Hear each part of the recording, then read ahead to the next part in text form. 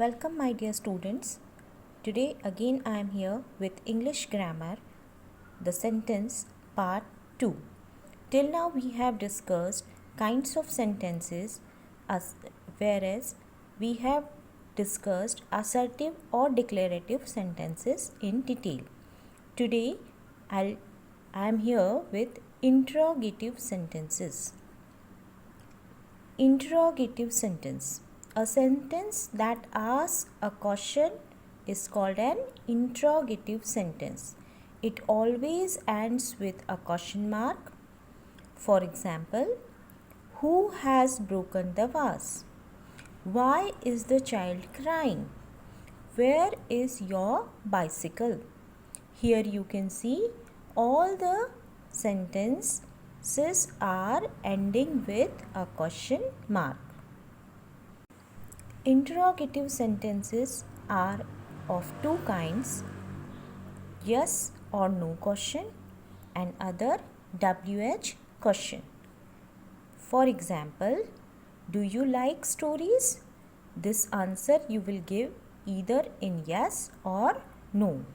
Whereas, if I ask you, who invited you? Whom do you want to talk? What can be used for persons? So here the sentence is beginning with a WH pronoun. We should remember, in an interrogative sentence we put auxiliary verb before the subject. Now here in yes or no kind of question you can see I have placed an auxiliary verb do before subject you. We put a mark of interrogation or a question mark at the end of an interrogative sentence. Look at interrogative pronouns. Who, whose, whom. They are used only for persons. Who is used as subject. What, which, they are used for persons as well as things. Whom, it can be used as object. Let's take some examples. What are you writing these days?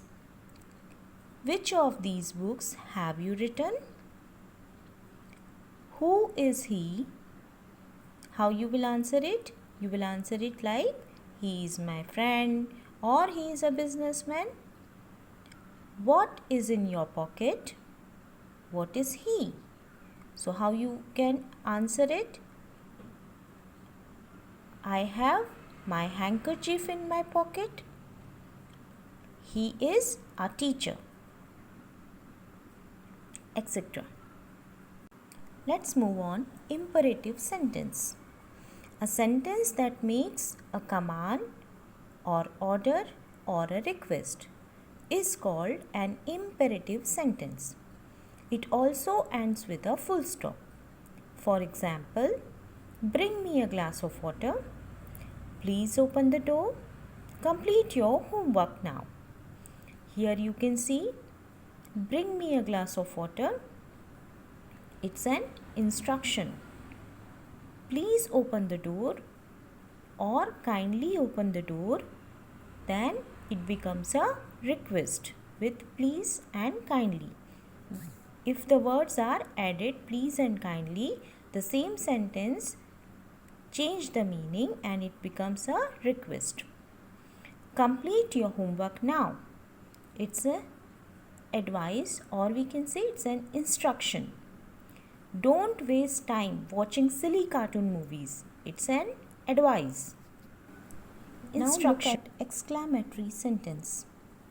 An exclamatory sentence expresses strong feeling or emotion.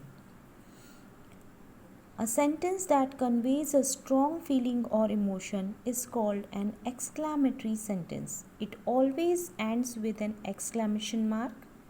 For example, what a beautiful flower. How sad it was. Ouch! I got hurt in my knee. How beautiful the butterfly is.